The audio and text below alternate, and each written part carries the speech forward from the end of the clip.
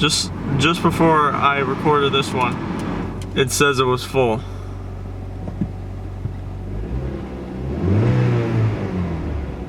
It was literally staying at full almost, and then dropped down empty. Oh.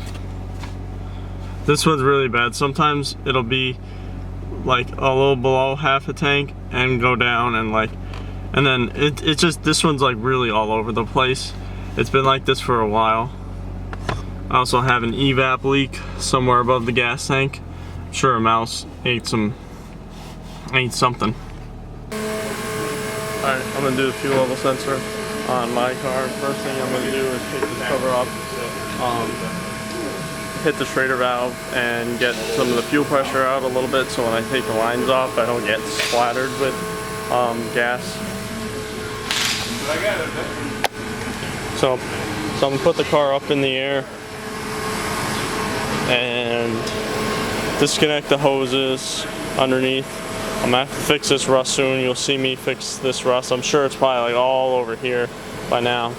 But one thing we've been noticing on a lot of the newer 9.3s, we didn't think they had rust issues like over here, but they a lot of them on this side, mostly where the gas cap is, for whatever reason this side rusts on the newer facelift 9.3s. We thought they were fine, and only the 9.5s like to rust out everywhere. The 9.3s are starting to show their age. As I suspected, you could see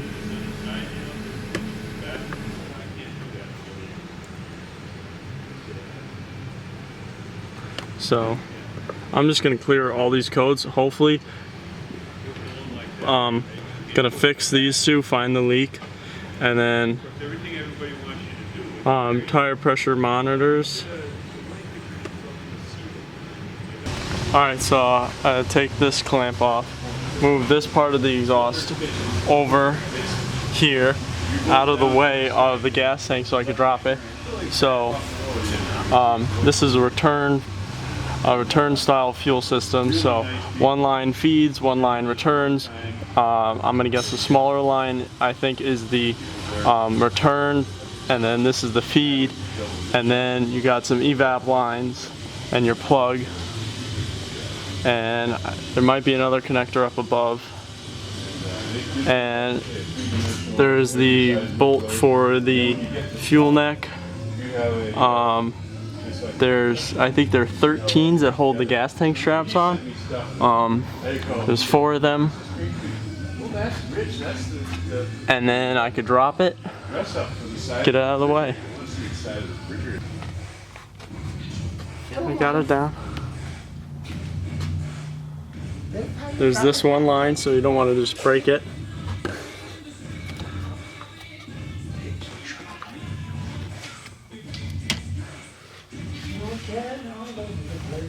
So my evap leak is this corrugated freaking tube.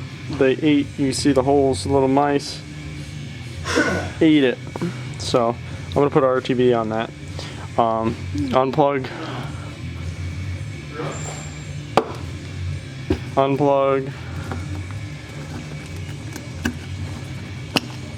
unplug this. Is that the way? How's Joan doing today? And you? I'm pretty good. There's a clip, orange clip. You don't want to lose. You slide over, unplug, get that out of the way. We're actually gonna have to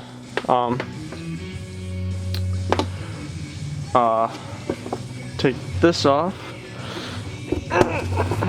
It pops out. Sometimes there's tape. And now break that loose.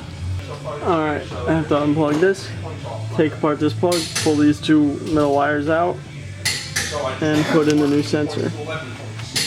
So that little red tab I'll use a pick and pull out, and then you pry with a pick and pull the wires themselves out, and then the new wires will just slide in, and then you put the lock back in, the orange lock back in.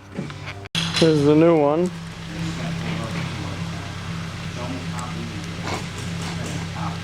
Gonna shove it up the camera. Oh yeah. See the way those little tabs touch.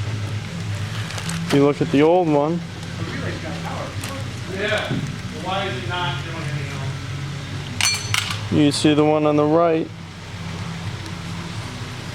is missing half. It's really hard to focus this thing. Because you don't know what you're doing. Guy's got a YouTube channel, doesn't even know how to film. Heck no. Who needs to know that? You can see on the right that they're completely missing. So they barely make contact. So the voltage reading is wrong. And it thinks, oh, there's no contact or whatever, so there's no voltage coming. So it must be empty. Or voltage sending out, whichever way it works. And it says, oh, well, you're empty. Well, not really, it's just not making any contact with the board. And you see how burnt the board is, too. It just wear and tear. When you're trying to pull the wires out of the connector, you take a pick and pry on a little plastic tab, pry it towards where the safety is, and pull the wire out. Just plug right in. Go in there. And you take your little safety, clean it off.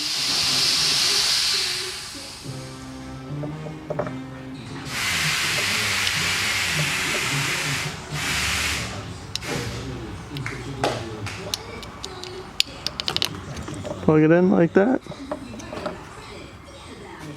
Push it in all the way. And you're set. So you can see there's that little nub. Has to line up with that nub in there, and I'm probably going to clean this off a little bit better because that could create an evap leak if you pinch this. It's hard to, but you got to be pretty dumb to do it. Pretty dumb, like Danny. Oh yeah.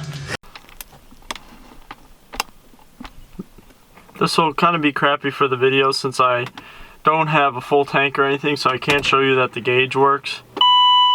Oh. I got more gas than I thought. My rear seats are actually down. So the gauge in the windshield washer reservoir, that is actually broken. I've replaced it before in a customer's car and it fixed it. So I believe that's what it is. It's not a very common thing. This is the second car that I've ever seen where the windshield washer sensor breaks. But regarding the fuel level sensor in this car, as you can see, it's reading right now, but I guarantee you that fixed the issue. And you saw we fixed the evap leak too. The freaking stupid mouse eat everything. It's hard. Sometimes people think putting in a garage is better. Well, the garage has just as much nice warm area where mice will want to get in and nestle in your car if you don't drive it all the time, or outside where it's hard to avoid them. They're rodents and they're everywhere, and this car is really dirty. But that's the install video. So I hope you guys enjoyed this video. Thanks. Leave a comment. Any questions you have, I'll try and answer them if I get to them. Thanks. Peace out.